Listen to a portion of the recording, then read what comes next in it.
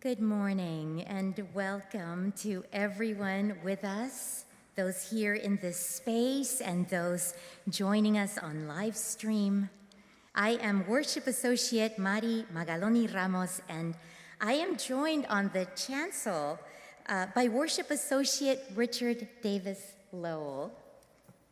The two of us will be preaching together today. Before we get to the subject of our worship this morning, I'd like to start by acknowledging the people who are making this service possible. Thank you to our guest musician, Elliot Etzkorn, our song leader, Mark Sumner. Thanks to Alicia Cover for the order of service, to Eric Shackelford for running the live stream cameras, and to Jonathan Silk, who's back. We've missed you, Jonathan. Yay, for running the audio. And thanks also to our live chat moderator, Santana Gonzalez Gomez, to our sexton Matias Salazar, and to Athena Papadakos for the gorgeous flowers. Thank you to our head usher, too, Linda Messner. We hope all of you here and on live stream have an order of service so you can follow along in worship. For those of you joining us on live stream, if you have any issues or problems at any time, please know that Santana is online to answer any questions you might have.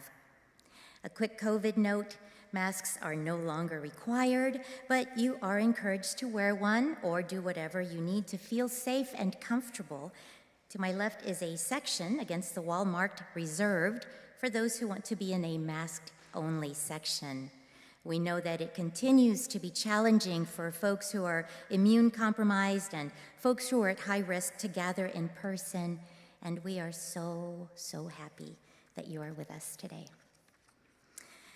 So today, Richard and I will be alternating on the pulpit, exploring the parameters of reconciliation, by which we mean restoration of relationship with others, relationship with ourselves and the divine, whatever that divine source is to us.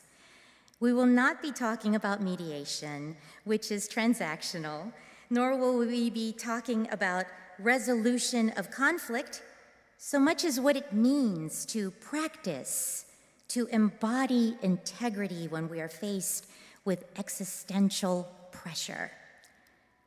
Today, July 6, 2023, is a day of deep mourning because it marks the 78th anniversary of our dropping the bomb on Hiroshima. This day also marks the Assumption of Mary, an event which many around the world celebrate as a beacon of hope. These two anniversaries hold more meaning than can be processed in one sermon, and Richard and I are not theologians.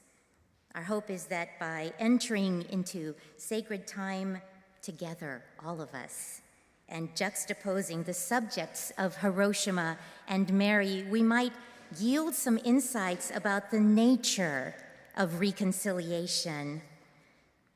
We are grateful for your presence as we enter into this complicated conversation, Richard and I. And we are grateful for our liberal, Unitarian, Universalist religion, which affirms and promotes the right to use our conscience in our search for truth and meaning. Let us start the search now by joining Richard in our unison chalice lighting.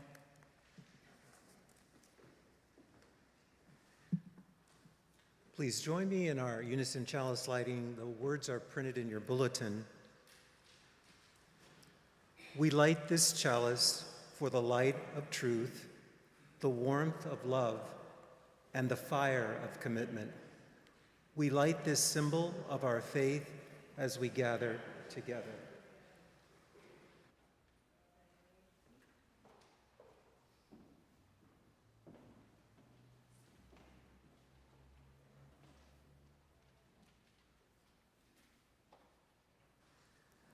Now please rise as you are able and join us in our opening hymn, number 34 in the Gray Hymnals.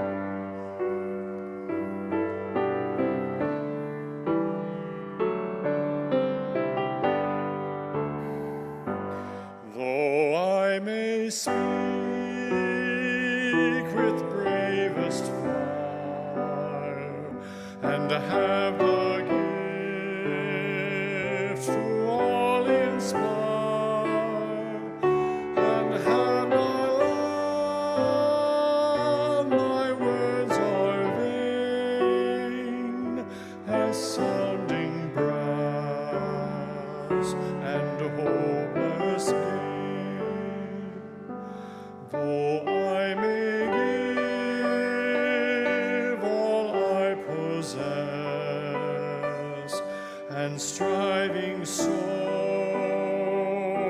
my love profess, but not being in by love within,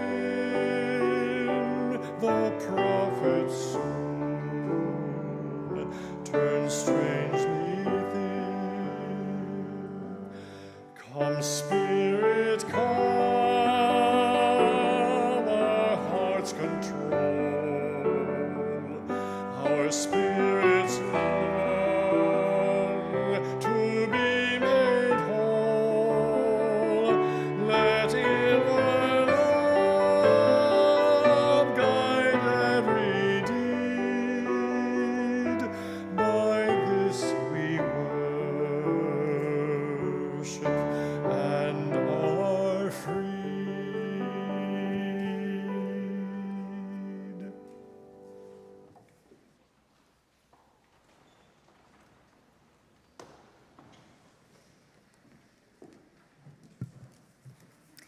The order of service lists upcoming events and links to opportunities to connect. Please engage in any or all that are of interest to you.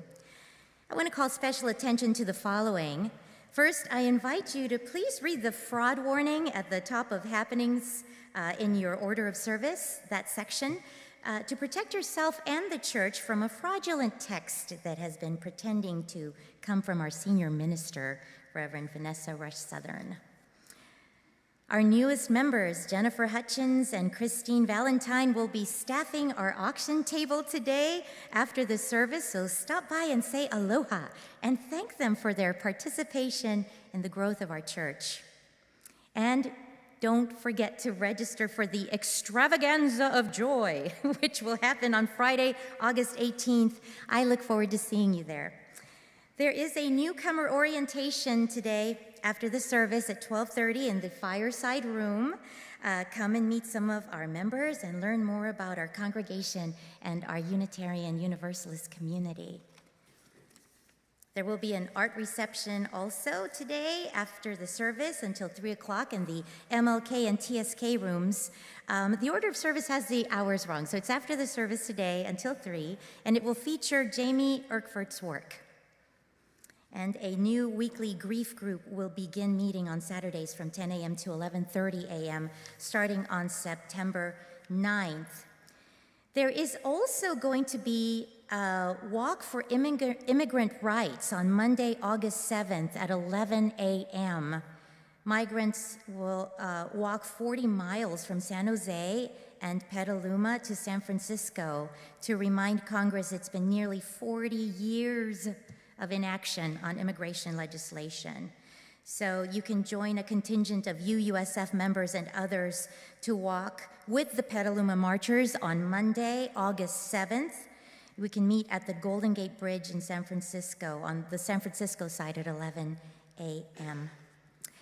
Now, I'd also like to mention that our offering today will be for Community Unitarian Universalist Church in Plano, Texas. Early on the morning of July 23rd, Community Unitarian Universalist Church was the target of a firebomb attack. Luckily, no one was injured, and the damage to the building was contained to the front entrance area, and a worship service was able to be held in the building on Sunday morning.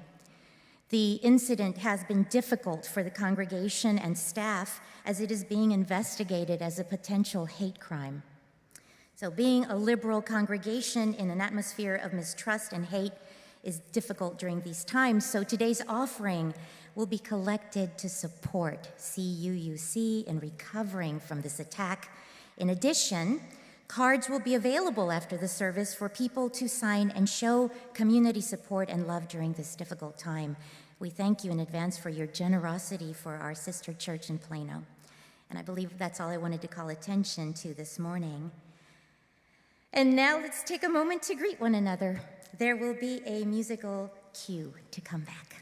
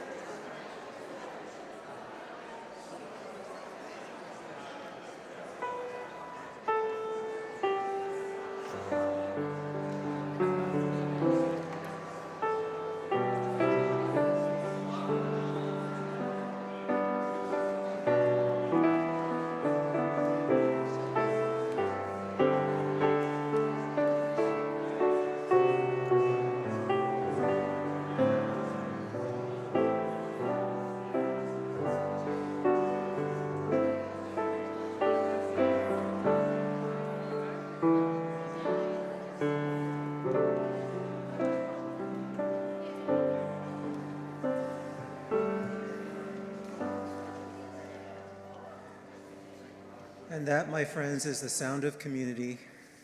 It's beautiful. So bringing us back together, will you join me in our unison covenant? The words are printed in your bulletin, followed by our sung doxology. Love is the spirit of this church, and service is its prayer. This is our great covenant, to dwell together in peace, to seek the truth in freedom, and to help one another.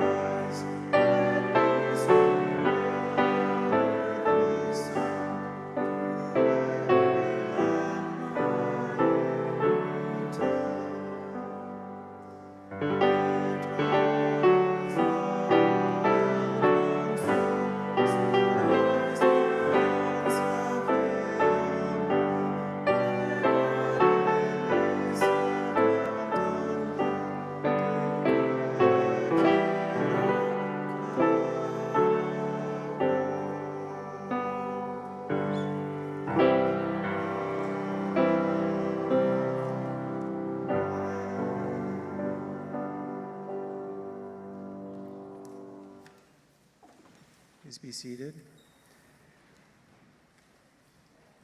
In June of this year, our senior minister, the Reverend Vanessa Rush Southern, wrote these words in preparation for our moment of remembrance. I found them inspired, and I hope you do as well. Life is this wild paradox. It is both full of brokenness and also stunningly alive with beauty and grace. As people of faith, we deny neither, but rather live between and among both, inviting one another to step into this world as both witness and participant in the whole of it. And so this morning, in our ritual of remembrance, we indeed make space for the whole of it. This morning, we ring our gong 6 times in recognition of the July 23rd firebombing of our UU congregation in Plano, Texas. Church leaders had been working with police since a June 25th incident wherein a hate group affiliated with a right-wing content creator intruded on worship services. Despite damage to the front of the church building, Sunday morning worship services went on as normal, with Plano police providing extra security. And we ring our gong for a 7th time in recognition and celebration of the new International African Museum, which opened in late June in Charleston, South Carolina. The building, with its unique overwater construction, combined with a challenging mission to tell the stories of enslaved Americans, reminds us that truth and reconciliation take time, treasure, and sacrifice, but oh, how sweet the sound when it finally arrives.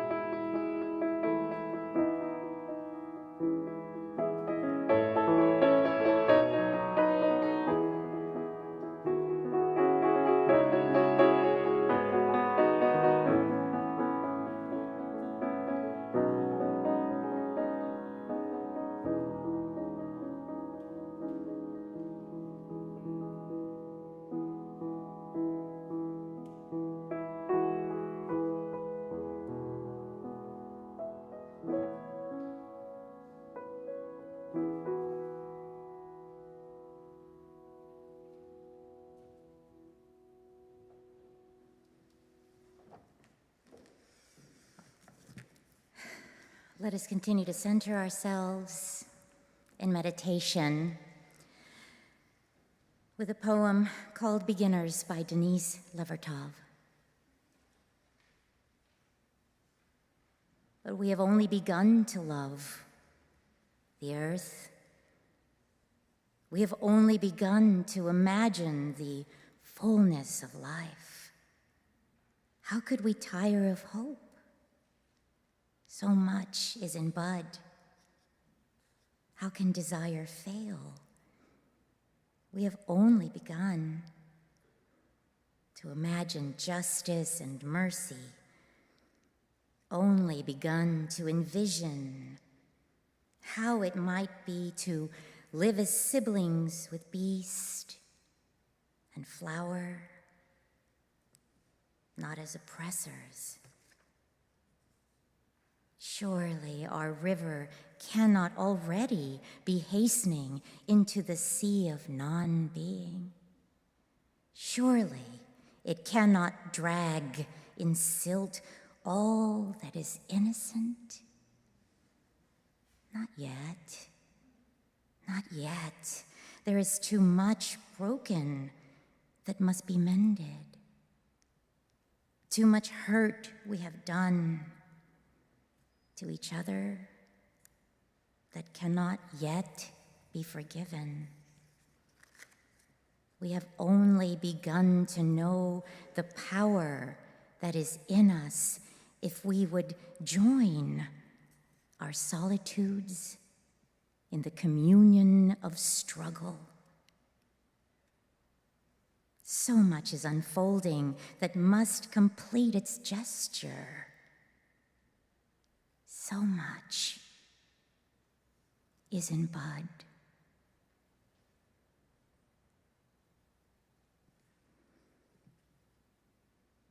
Amen.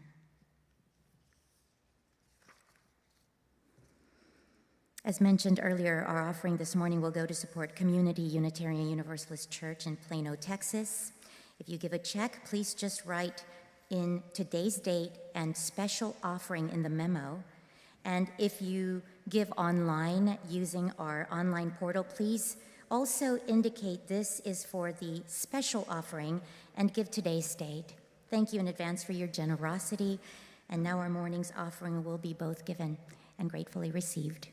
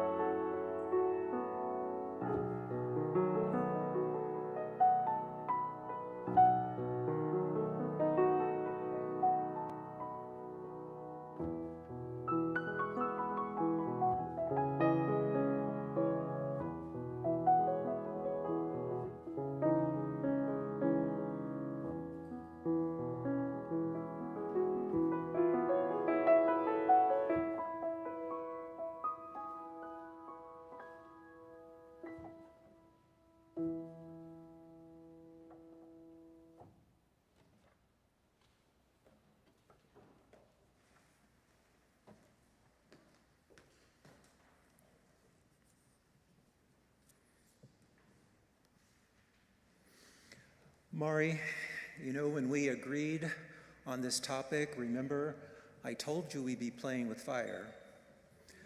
But you and I both realized that we were onto something special and we just couldn't let it go. We don't really get to talk about important things that challenge us very often. So here we go. Let's get into a little good trouble, as I shared with someone this morning. Before I go into what I've learned from considering these events any further, I want to acknowledge, recognize, and pay respect to those men and women who defended our country, including those who wrestled with the decisions to use nuclear weapons. The bombing of Hiroshima and the observance of the Assumption of Mary into heaven, these are huge events in the landscape of human affairs. In this sacred space today, and at this time of year, we will explore, interpret, and lift up both for further reflection and examination. They are very different events. The example of Mary's life, the hope of Assumption Day, and the horror of Hiroshima. They may seem jarringly contrasting, but both, on deeper reflection, guide me to the same conclusion. For millions of Catholics and others, Assumption Day represents the recognition of Mary's life lived in concert with the call of the sacred. For many, her life's example embodied sacrifice, redemption, and reconciliation of human existence with the divine, and her assumption into heaven, bypassing death entirely, is the culmination of a life spent in service to the sacred. For millions more, the story of the bombings of Hiroshima and 3 days later, Nagasaki, reminds us of the wages of sin, of war, and of the ultimate price of destruction. In contrast to the premise or promise of eternal life, the dropping of the atomic bombs on military and civilian targets resulted in never-before-witnessed destruction, long-lasting consequences, and knowledge that humanity now holds tightly in its hands the seeds of its own extermination. As Mari and I wrestled with these events, both sacred and profane, I was struck by the fact that there were no easy answers to the issues that divided us then.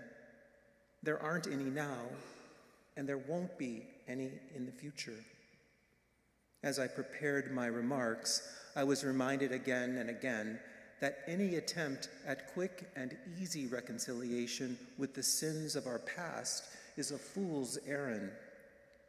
Reconciliation is not easy, it is not cheap, it is not easily entered into. On deeper reflection, and as these events challenge us in different ways, they can also teach us what is promised through a commitment to faith and reconciliation, something we hope to share with you this morning.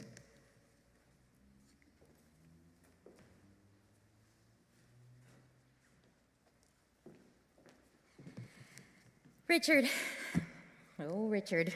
I know that when you said that we're playing with fire, you're being self-effacing and in no way making light of the anniversaries that fall on this day. Out of respect for the subjects we're handling, I'll be offering my personal experiences and perspectives as explorations, not declarations. And I hope that the holes in my reasoning will be visible and serve as openings for deeper discernment for us all. I'm aware that the topic of Mary is sacred to many. It's sacred to me too, but not in an Orthodox Catholic way.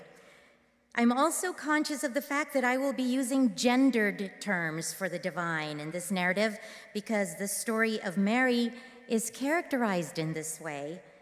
For me, the feminine and masculine divine are partial and imperfect attempts to describe the indescribable. the source of life. Still, I do connect with larger spiritual implications that can be gleaned from the story. I dedicate my sermon to my grandmother, my abuelita, Guadalupe Martinez Ramos, a devout Catholic who was named after the indigenous Mexican Virgin of Guadalupe. Mary has been in my consciousness since I can remember, because in Mexico, she's ubiquitous. But there is a memory from early childhood that stands out for me. I was laying down for an afternoon nap in my grandmother's bedroom, and I was looking at a framed picture of Mary that was on a shelf next to the bed. My grandmother had placed a doily and some candles in front of it.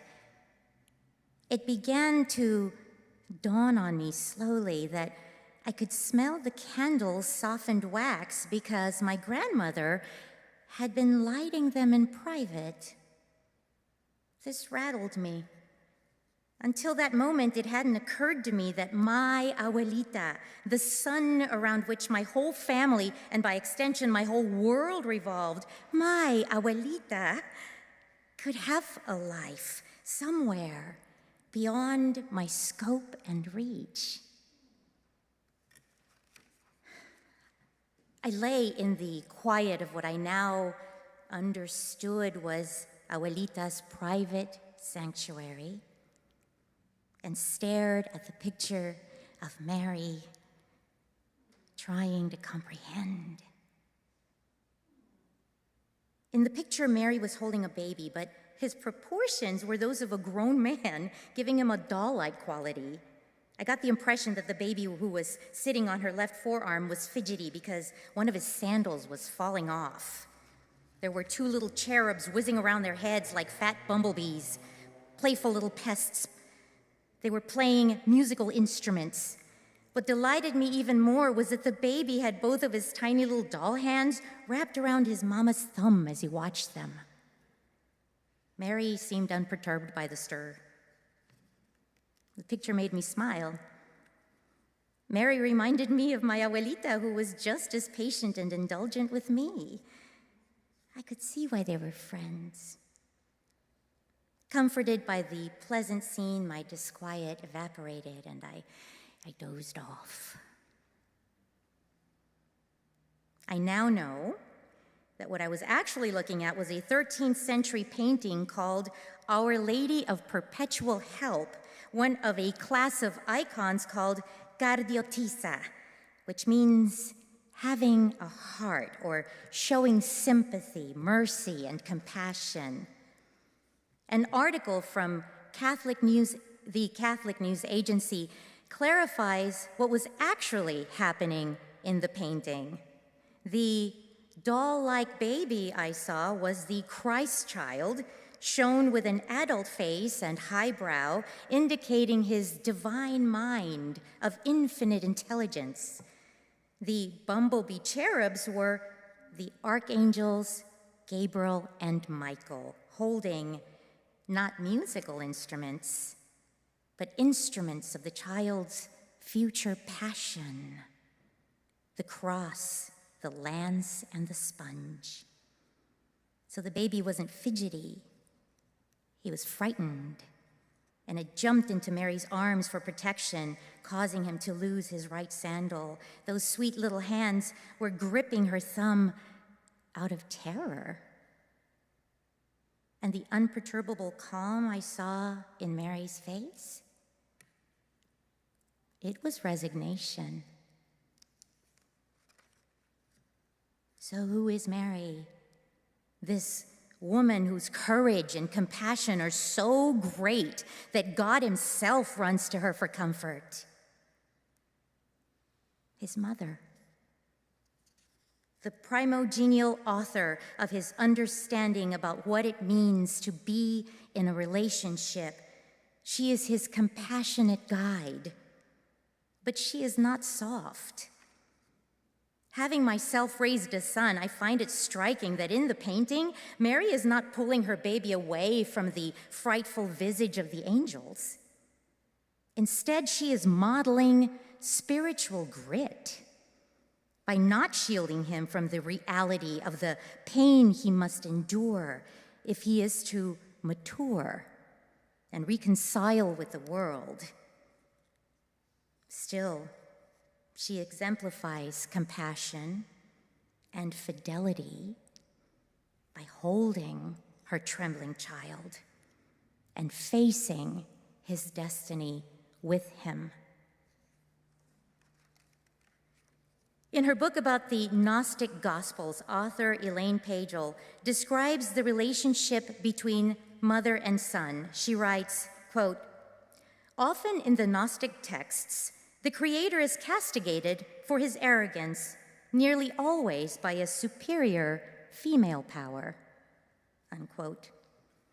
Pagel notes that according to texts discovered at a site called Nag Hammadi, the Mother of God at times objects to his behavior and tells him so directly.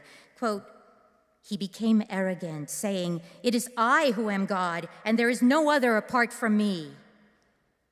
And a voice came from the realm of absolute power, saying, 'You are wrong, Samael,' which means God of the blind," end quote. Certain Gnostics called the Divine Mother wisdom, the great creative power from whom all things originate. In a passage from the book that is relatable to anyone who has raised a teenager, we can see the parenting process in action when Mother Wisdom steps in to mitigate a harm that her son has caused in an act of impulsivity. Quote, "When the Creator became angry with the human race because they did not worship and honor him as Father and God, he sent forth a flood upon them that he might destroy them all.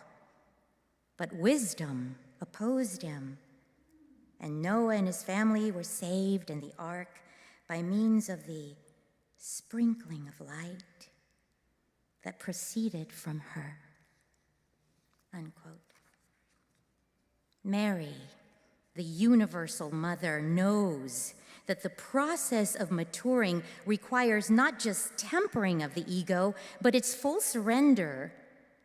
She knows that her son will eventually learn that he can't coerce his creation to love him by using force. He will have to earn their love. Only when he evolves to the point where he is prepared to sacrifice himself. And by sacrifice, I don't just mean dying on the cross, but living a complete life among us, accompanying us, body and soul, without privileging himself to avoid suffering. Only then can he meaningfully enter into living covenant with his creation. It takes time to earn trust. It can only be substantiated by living a life worthy of it. His sacrifice will show that he has stopped using us and has started loving us, that he has matured from incautious child to compassionate father, that he has become worthy of the title. To me, this is the story of reconciliation.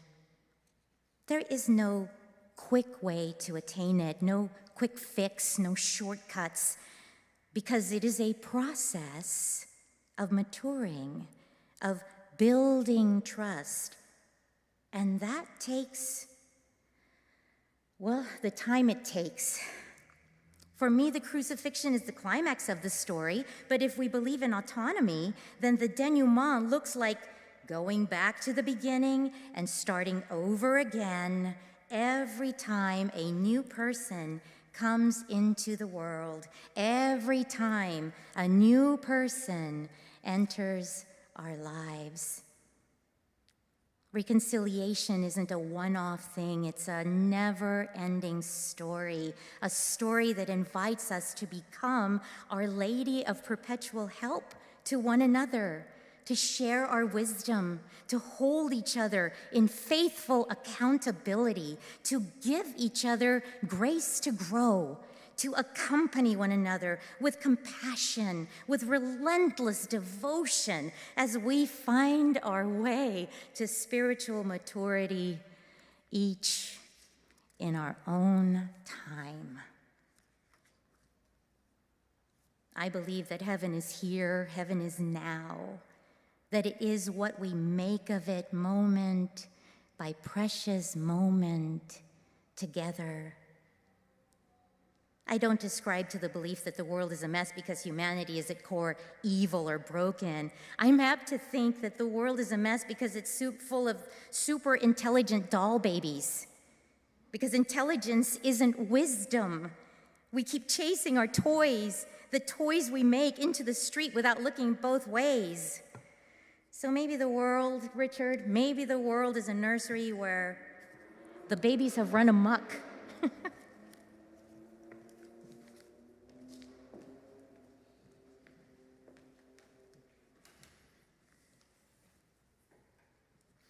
I've never challenged what I was told and what I learned about the bombings. It was complicated, I heard. It was necessary to end the war, President Eisenhower. The only way to avoid an invasion of Japan and greater loss of life, General Douglas MacArthur. A terrible necessity, Winston Churchill. Most of us in this room were affected in some way by the wartime use of atomic weapons, if only in our collective memory, through the experience of our parents or grandparents. It's still in the collective memory of our country, and certainly in our culture. Witness references to the Cold War and peace through mutually assured destruction. Everything I read and learned about it, I accepted in silence, but something continued to gnaw at me. Today, I recognize that if I don't wrestle with settled truths that gnaw at me, how can I speak up with authenticity? And if we don't address issues authentically, how can we collectively avoid the mistakes of the past? 2 atomic bombs were dropped on Japan, the first on August 6th and the second on August 9th, 1945. Over 3 days, between 129 and 226,000 people died, the majority of whom were civilians. Today, I have no ambiguity around the morality of those bombings. Echoing the words of the owner of Time Life and Fortune magazines at the time, the equivalent of CNN, MSNBC, and perhaps Fox News today, its owner, Henry Luce, wrote, "We have used the atom bomb to destroy 2 Japanese cities, killing and maiming hundreds of thousands of their innocent citizens. This is the most ghastly crime in history. It is a crime against civilization," he wrote. The bombings of Hiroshima and Nagasaki were wrong as it would have been had the Empire of Japan bombed San Jose and Oakland. And so today, we remember the civilians, the men, the women, the children who suffered and died in the world's only instance of wartime nuclear weapons use executed by our beloved country. This is a big topic, and my words are hardly the first to wrestle with it. When I read the comments in support of the bombings of Hiroshima and Nagasaki, they're all from those who held the power to dictate what is right and what is wrong by saying as much. Those members of a particular caste in our society who show no shame in telling me, without equivocation, how to feel and to think about events, telling me, even today, that they are creating more freedom by removing any ambiguity, shades of doubt, or equivocation around who is worthy and who is unworthy. But you know, my mother told me, "Richard, people will tell you up is down, black is white, and right is wrong." Even though I believe her with all my heart, somehow, for some reason, I still want to be on the side of those who insist they are telling the truth. Deep inside, something wishes I could believe the story that it was the right thing to do, that there was no other way to end the war. But right there, that very struggle tells me I'm wrestling with a lie. I remember the air raid drills in Grand Forks, North Dakota. It's bleak out there.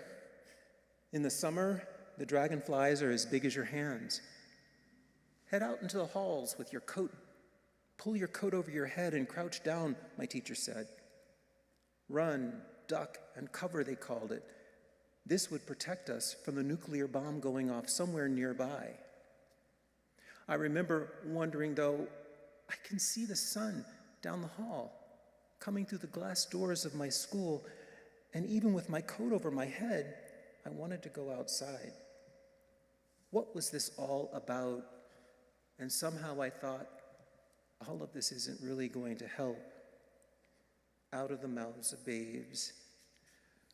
The truth is that our military planners estimated that if the U.S. used a nuclear weapon and was met with a response, over 600 million people would perish. 100 holocausts, according to Daniel Ellsberg in his 2017 book, The Doomsday Machine. Today, the population of the entire United States is 340 million people. 60 years ago, when those figures were compiled, it was 180. So why are lies so compelling? Maybe because the truth is less so. I have found it too hard to face the truth when our lives are built on something else. Too hard to dismantle racism, oppression, sexism, transphobia, if all we've agreed to know and believe are lies, deceptions, half-truths, and falsehoods. And sometimes those deceptions hide in plain sight. I remember the images of the Japanese in my favorite cartoon, reruns of Bugs Bunny from that time. Bugs Bunny, quite a character, and I saw myself in him. He seemed so comfortable with his energy, fooling the hunter with androgynous hijinks. In those cartoons, he could be a buxom Valkyrie one minute and in a slinky evening dress another, something that appealed to me, all while fooling the great white hunter, Elmer Fudd, who was constantly thwarted in his attempts to make things the way they should be. I'm the hunter, I'm right, and I have a gun, those images said to me. Bugs wasn't having any of it, and merry subversion ensued. But there was one cartoon I saw. Maybe you remember it. The picture and caricature of an Asian man on a poster in Japanese military uniform with a human but menacing face. I remember it, and the lesson was clear. Here was someone to really fear. It was over in a cartoon moment, but the message was clear. And the message to me, if you listen to me, pretend hard enough, you can join me in fearing them too. The hunter with a gun? Don't think about him. He won't be after you, Richard.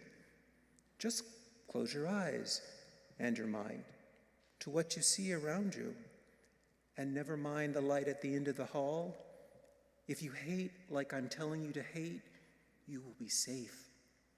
That was the message. But the truth is, in a flash of the mushroom cloud, we will all be consumed.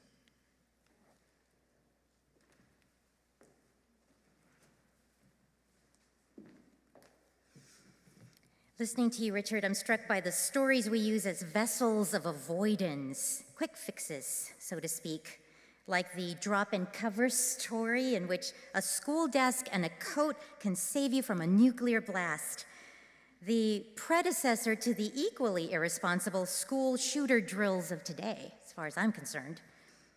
We need to keep looking for the holes in the stories we tell ourselves. We need to ask, Who is bearing the brunt for our comfort? Because when we flip sacrifice on its head by making it fear-based instead of love-based, we turn it into a superstitious or talismanic protection against the pain and hardship of life.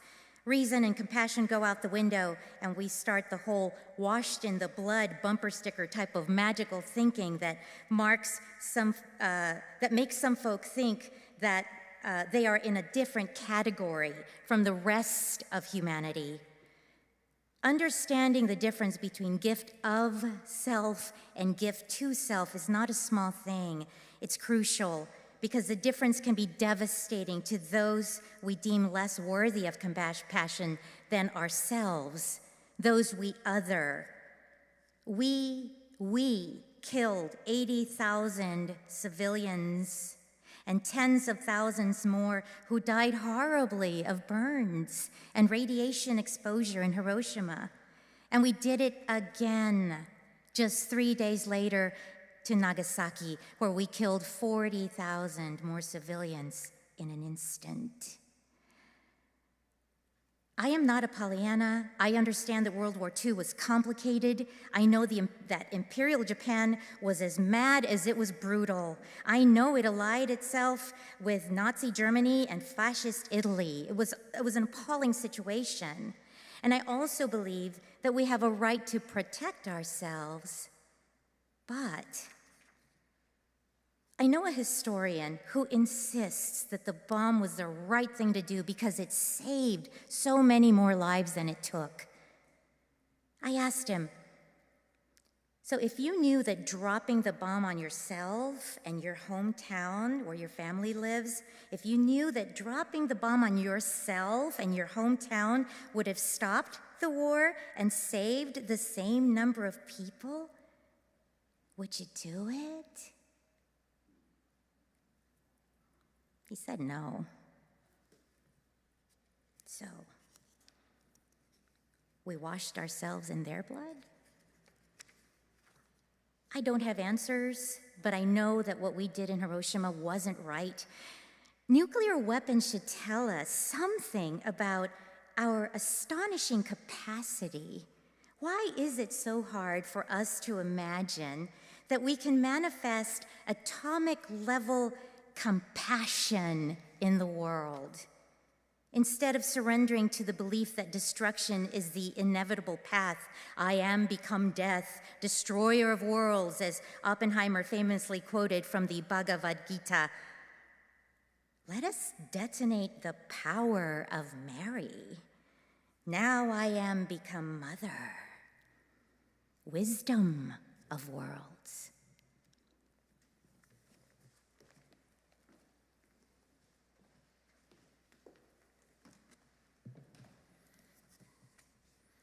I visited Japan a few years ago.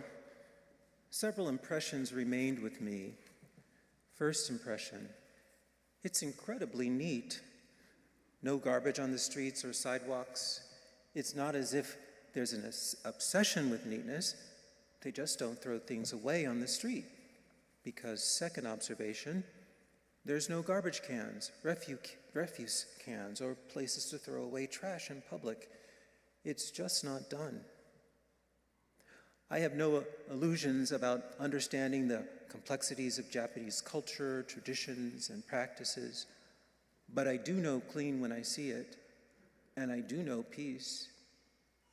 The Japanese have rebuilt Hiroshima and Nagasaki, and in 1954, 9 years after the bombing, the Hiroshima Peace Memorial Park opened.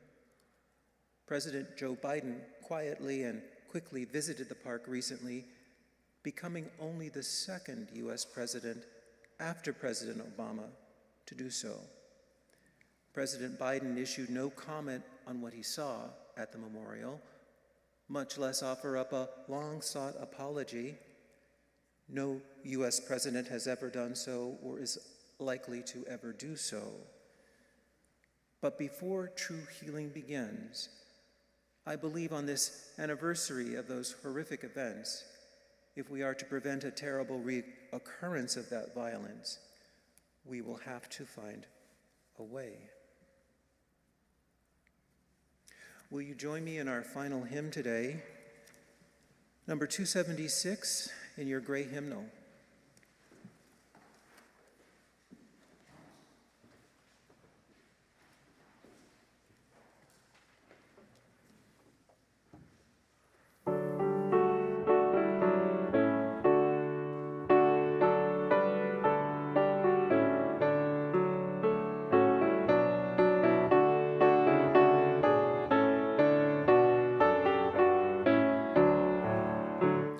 O young and fearless prophet of ancient Galilee, your life is still a summons to serve humanity, to make our thoughts and actions less prone to please the crowd, to stand with humble courage for truth with hearts unbowed. Oh, help us stand unswerving against war's bloody way, where hate and lust and falsehood hold back your holy sway.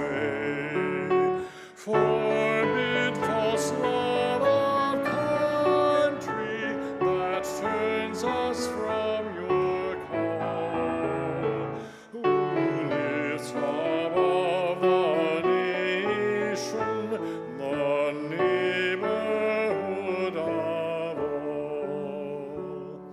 Create in us the splendor that dawns where hearts are kind, that knows not race nor station as boundaries of the mind, that learns to value beauty in heart or mind or soul, and longs to see God's children as sacred, perfect, whole. Stir up in us a protest against unneeded wealth, for some go starved and hungry, who plead for work and health. Once more give us your challenge above our noisy day, and come to lead us forward along your holy way.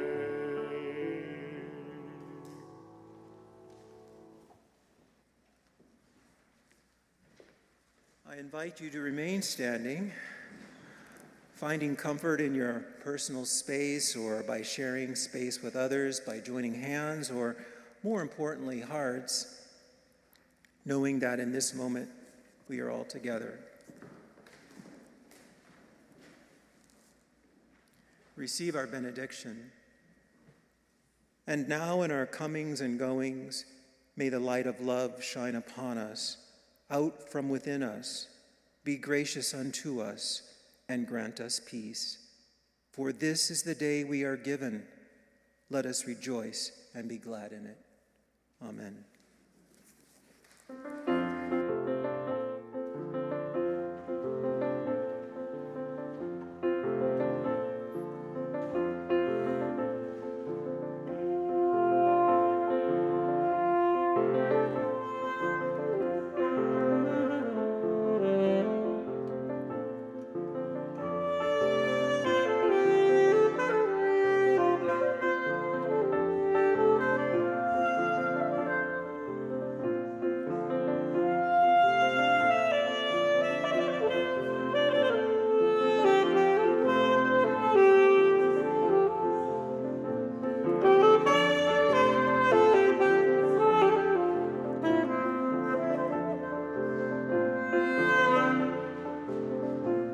Amen.